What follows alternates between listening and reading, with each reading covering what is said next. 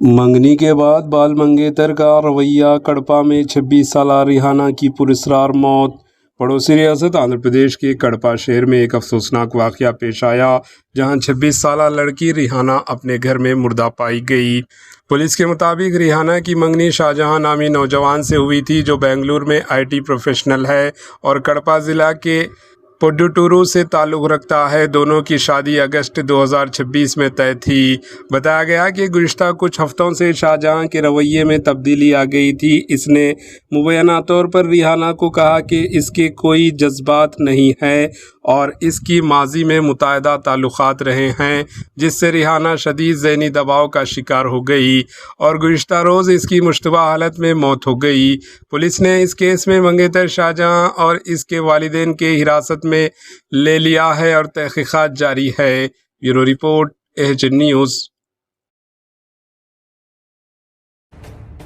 AHN news کے YouTube channel کو subscribe کریں اور بیل آئیکن کو دبانا نہ بھولیں تاکہ آپ کو ہر نئی آنے والی ویڈیو کا نوٹیفیکیشن بر وقت مل سکے۔